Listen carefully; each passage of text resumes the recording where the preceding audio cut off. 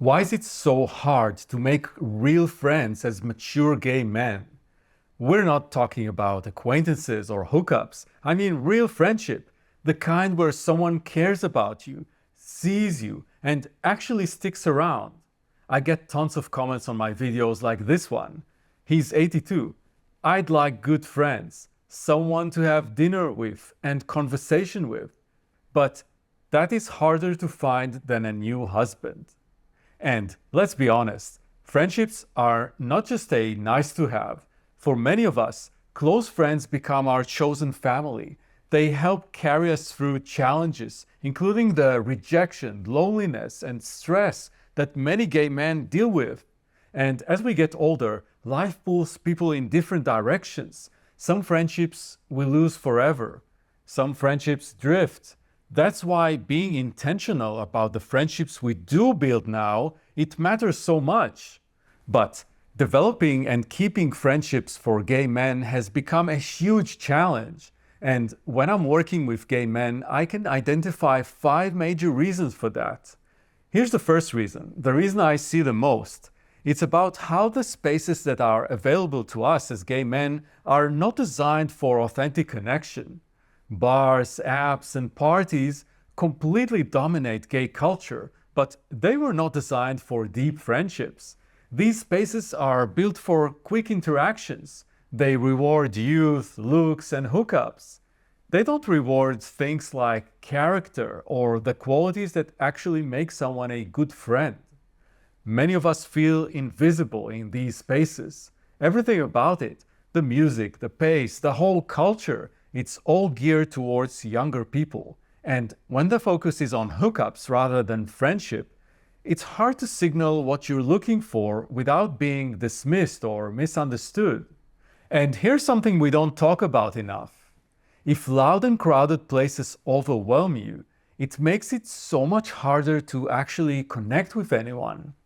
If these places leave you feeling drained rather than energized, that makes complete sense. And when you realize these mainstream spaces aren't working for you, where else can you go? Even the technology that's supposed to connect us, like dating apps, it feels designed for people half our age. When your options are limited, it's easy to feel like you have to settle for superficial connections, or connections that don't really fit who you are, or even resign yourself to isolation. This hits especially hard if you're in rural areas or places that are less inclusive. It can be really challenging to find people who actually get you, and the only gay spaces available, if any, might be those bars and apps that don't work for you. But here's the thing, even in the biggest cities, and even if better spaces existed tomorrow, or if a great social opportunity came our way, many of us still struggle to connect because of how we learned to survive growing up. And that's the second major reason. Many of us grew up hiding who we are because being gay was framed as unsafe, shameful, or wrong. We learned survival skills instead of how to make friends. We became experts at reading rooms, staying safe, and keeping parts of ourselves hidden. That survival mode shaped how we relate now. We're cautious, guarded, and afraid of being truly seen, even in spaces that are supposed to be safe for us. When you've spent years learning to hide your authentic self, it's really hard to suddenly know how to show up genuinely in friendships. Nobody taught us how to open up, how to share what we're really going through, or how to let people in. Which brings us to the third reason. And before that, if you're finding these conversations valuable, you'll love my private newsletter, where I share honest conversations and thoughts about building the connections that actually matter. Just hit the link in the video description. And now to reason number 3. We know some of the usual gay spaces are judgmental about age and looks.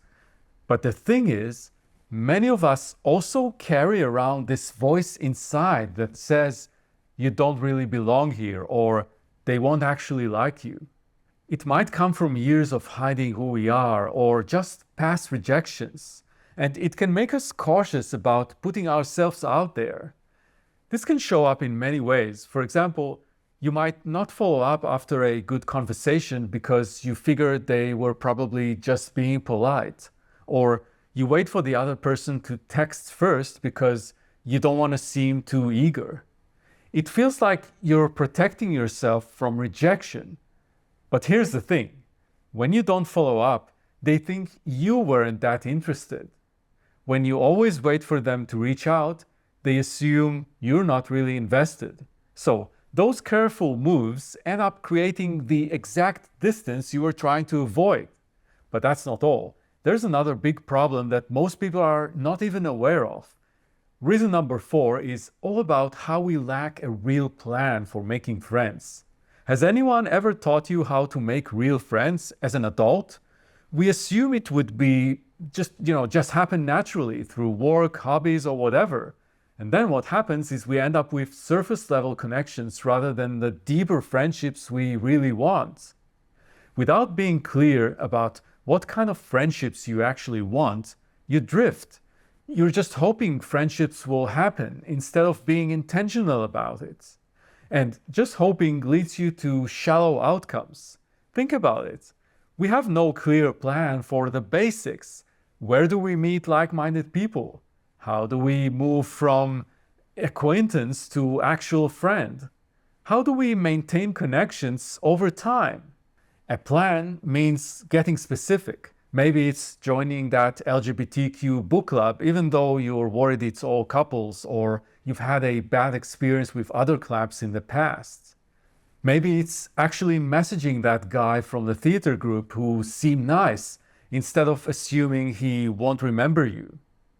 Maybe it's admitting you want friends who you can be vulnerable with, not just activity buddies, and being brave enough to test the waters with, hey, can I be honest about something? Instead, we're flying blind and hoping for the best. And as the saying goes, if you don't know where you're going, you'll never get there. Now, let's say we do have a plan of how to connect and deepen our friendships. There's something else to consider here, and that's what reason number 5 is all about. Here's something straight men don't deal with much. You meet someone great, and you want to be friends, but now you're second-guessing everything. Are they interested in more? Do they think you're interested? You hold back from being too friendly because you don't want to send the wrong signal. They might misread your friendliness as hitting on them. All this guessing and worrying makes it really hard to just be friends. Think about how we learn to connect. In bars where everything's about who's hot and who's not. Through apps designed for hookups. In a culture that celebrates our sexuality, which can be great, but it doesn't really teach us how to just be friends with each other. We've been trained to see each other as potential partners first and friends second. And unlearning that, it's really hard. One commenter nailed it. Gay men know how to sexualize each other, but not be friends with each other. And breaking that pattern, it's one of the most challenging things we face. But here's what changed everything for me. I stopped trying to control what others think and started showing up as myself, someone who values friendship. And yeah, sometimes people misread it, but that's on them, not you. Despite all these challenges, the desire for real, genuine friendship is still alive. Here's what I want you to know. The fact that you're here watching this shows something important. You still dream of real closeness, being truly seen by the people who care about you. That desire is still alive in you. After all the disappointments, the failed attempts, the loneliness, you're still searching for real connection. That takes courage. The system doesn't make it easy for us. You might have tried and failed more times than you want to count. But the longing for authentic connection, that's so human to have it. And that desire, it's your compass pointing towards something better, something that actually fits who you are. Tell me in the comments, which of these 5 issues resonated the most with you? And what gives you hope that things could be different? Love you all.